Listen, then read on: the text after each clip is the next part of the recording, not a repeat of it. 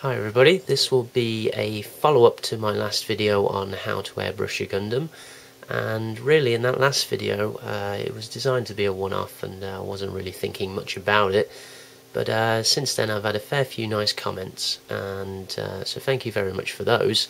But I thought, since I've made a bit more progress, and really I wasn't very happy with leaving things as they were in that video. I mean, a lot of the things I was showing wasn't really even finished. It was kind of mid sort of stage of the sort of pre-shading process that I was showing everybody.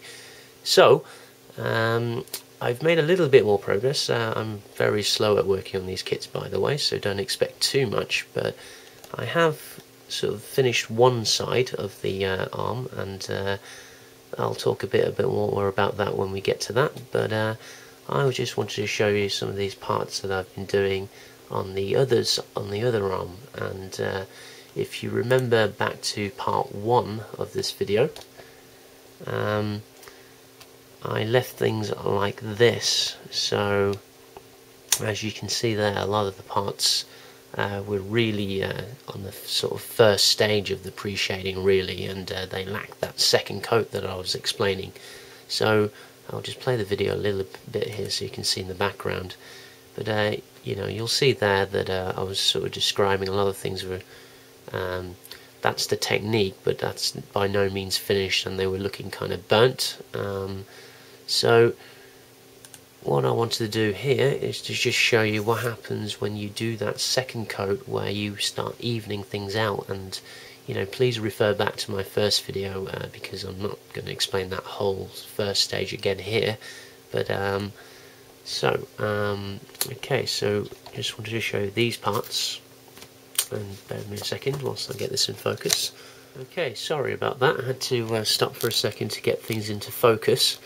But so here's the parts where this is what I'd call stage 2, where after the first base coat of black and the first base coat of red, I even things out with a second coat of the same red, and you'll see here the effect is a lot more subtle, but not so much so that you can't see the feathering pre-shaded effect. So that's the kind of look I'm after.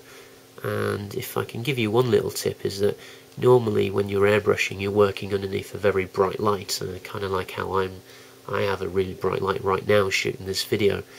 And well, when you're airbrushing, when you're sort of knocking back the pre-shaded layer so it's not showing as much, then what you see under the really bright light, you kind of have a tendency to overcompensate, and what happens is you start sort of overdoing the second layer, where you can just about see the black and it's showing through underneath, and it looks good to you at the time. But what happens is when you take away that bright light and you see your model, you know, just in your room in a normal sort of condition, you can barely see what all the work that you've been doing.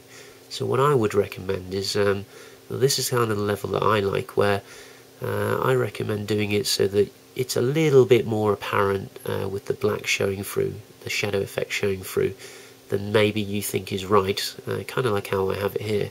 But what happens is, if you take away the bright light, then everything looks normal, and you know, if you're going to go through all the effort to do this, then you're going to want it sort of showing through, you know, on a day-to-day basis rather than under a really bright modelling light. So you know, that's one of the little observations that I've found. So that's the shoulder piece with the second layer of paint right there.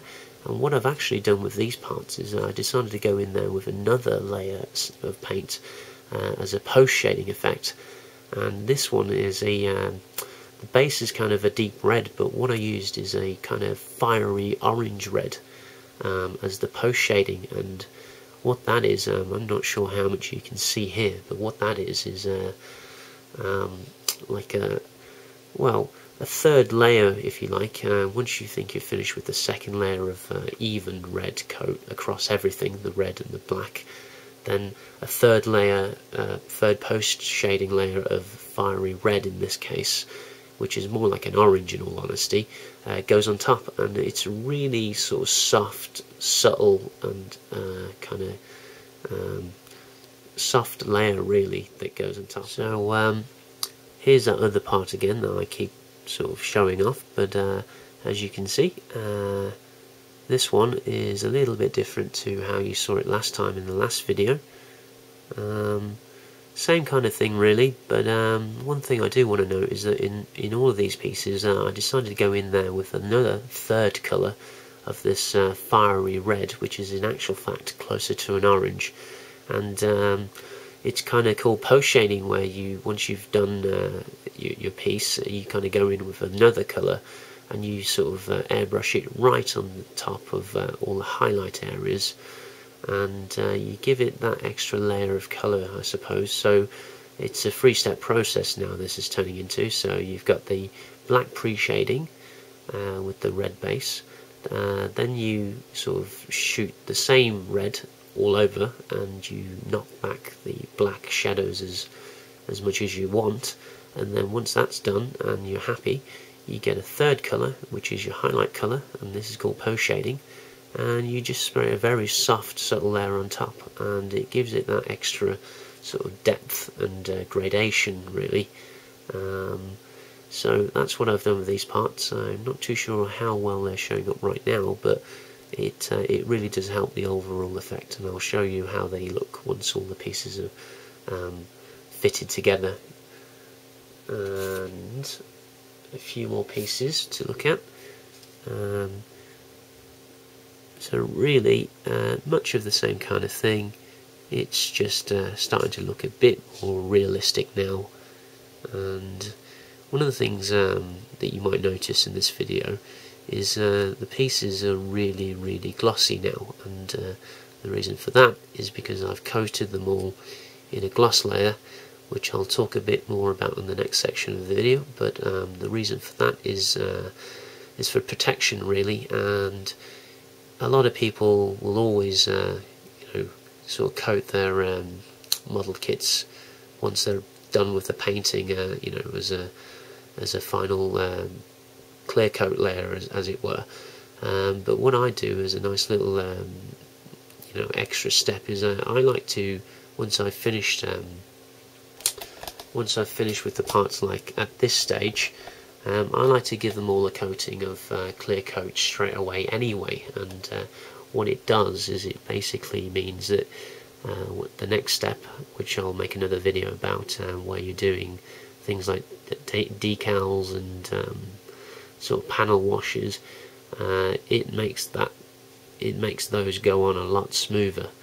And also, if you like to do any hand painting touch-ups, then when you have a clear coat gloss layer already now, then it allows you to it gives you a bit of protection, so you can start scratching off any mistakes, or doing any touch-ups. Then it's kind of like a little preserve layer, if you will.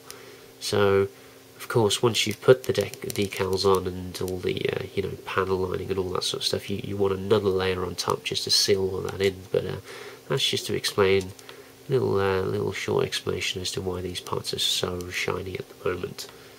Okay, and one last little part to show off before I show you the main assembly.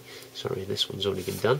But if we go for this part again, so that's how this one looks here.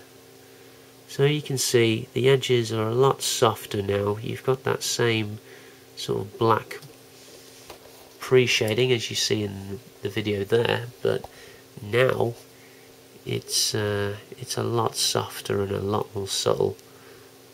So okay, so that's all the individual parts. I forgot to mention that if you are going to be applying decals or decals of the water slide variety, or even the dry transfer variety, which I'm going to do, these are all dry transfers, and the Sinanju you'll see there has a lot of sort of edging, if you will, on the armor parts, as well as all the little caution and emblem stickers. But if you are going to be using dry transfers, and especially water slides, then you really do want the surface of your plastic, painted plastic, to be as smooth as possible. Now a flat finish isn't going to do it.